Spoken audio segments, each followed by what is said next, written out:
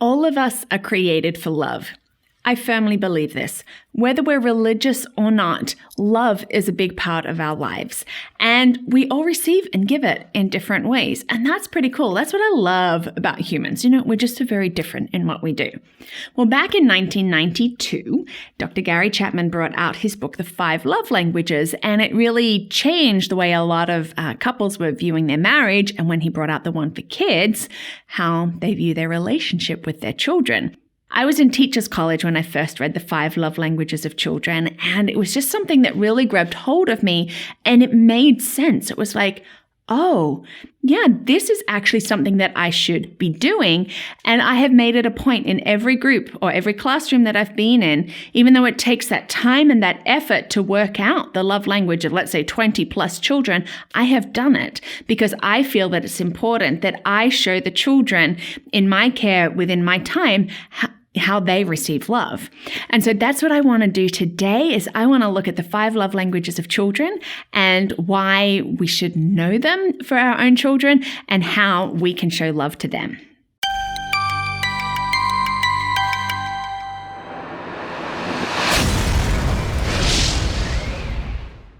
Hi, and welcome to Learning Life. Thank you so much for joining us today as we talk about the 5 love languages of children. This is a subject that I really do like.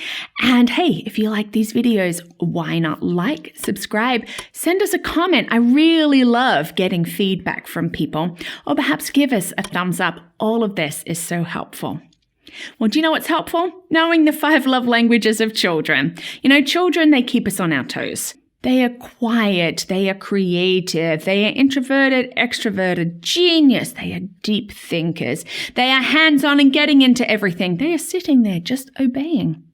That's what I do. I love with children that they are so different. But one thing I do know, that really no matter what, there are 5 love languages that our children do receive love with. And it is important to know them. Now, what are these 5 love languages?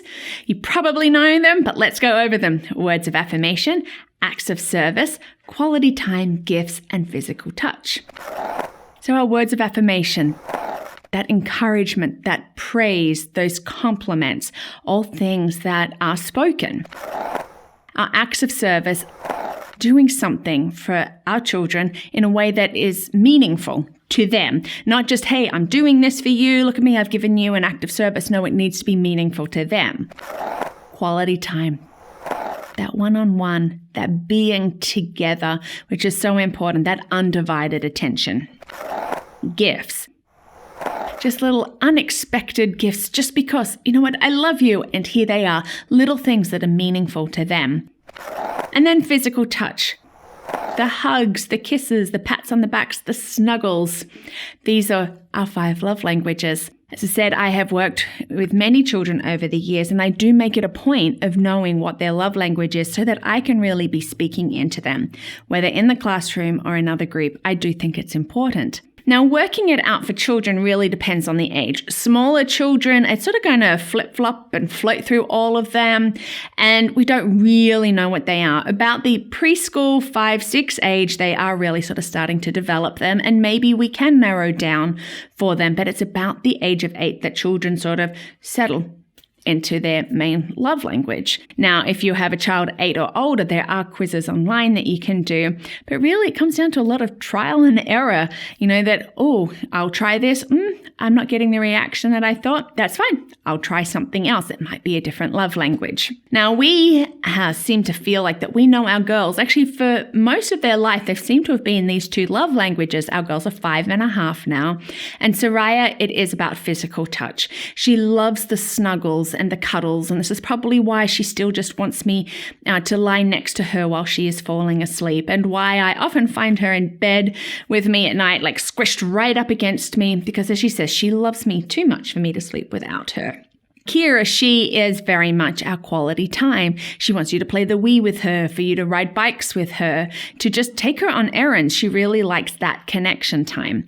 And we've noticed with both of the girls that their secondary is words of encouragement, that they need to hear that too, those words of affirmation.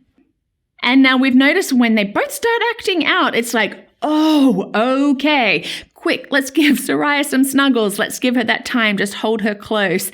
And for Kira, it's like, somebody has to take her on a date quickly. And we find that when we're doing that, then the behaviors that we don't like will be going away. Now that we know this and know how our girls receive it, we can help to steer behaviors or help them to go, you know what, we see you, we acknowledge you, we are sorry that we have been busy and we haven't given enough snuggles or that we haven't spent that time with you. We're sorry, we love you. Let us show you how. So how can we show love to our children? Well, let's go through the 5 love languages and I'll give just a few examples on each of them. And on the website, learningthis.life, I will give some more examples for you to see. Words of affirmation or words of encouragement. This is one that I actually really believe that everybody should have, that words of encouragement, the compliments and the praise. And yes, I believe in it so much, I do actually have a vlog and a blog post on words of encouragement. So if you need some ideas, check that out, as there are some lists there of things that we can say to build into our children. It's giving love notes, just like writing down, and presenting it, I love yous. Maybe it's coming up with a special name that's just that family thing. So when they hear it, they go, I know, I am loved. And allow them to overhear you saying something positive about them to someone else. Then that's like, it's not just in the family. Wow, my parents believe in me so much that they're telling somebody else. Ooh, my love bucket is full. Quality time. This is that quality time, that talking one-on-one, making eye contact, undivided attention. It's going on dates together. It's doing errands together. It's doing art or drawing or playing a game together. Get that point? Anything that we can be doing together is showing them love. Gifts. This is finding just little tokens, little things that are meaningful to them and leaving them unexpectedly, maybe under a pillow or in a school bag. Perhaps you could write them a song or a story all about them that is just for them, or create a photo book about them and special moments that you've had together. One, it's a tangible gift, but it's something they can look back on and be like, yes, I remember that moment and I have this gift here to remind me of it. My love bucket is full. Acts of service. Now, maybe you could make them their favorite meal as a surprise. Remember, acts of service is doing something that's meaningful to them. Maybe it's carrying them to bed and tucking them in, no matter how old they are, if that's what they want.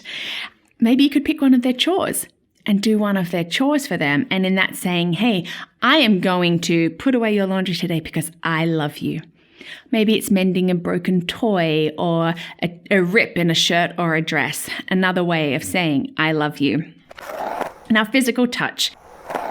This is the frequent cuddles and kisses and pats on the back. Maybe you make up a special cool handshake that's just for your family. Snuggle up close while you read or you watch TV. And maybe have like a spa night, manis, pedis, any of those things that has that physical touch. But here's a special note.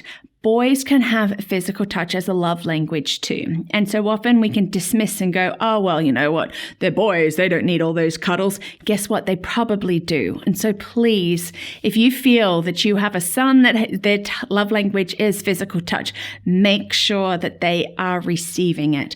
Boys do love cuddles and snuggles too. And the last thing that we want to do is to say, we're not recognizing your love, and for them to feel depleted. That would be sad.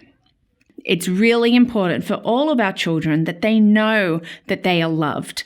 And if touch is it, whether it's time, it's gifts, we need to be able to show it. It is important. Let's fill up those little love tanks. Let's fill up those love buckets. I think it's vital to our relationship with them, for family harmony, for how we can just grow together. There are quizzes that you can do to find out, as I said, just some trial and error, but also check out the website and have a look at some other things that you could do for your children to show them that you love them. Thank you so much for watching today, and I hope this has given you some great ideas.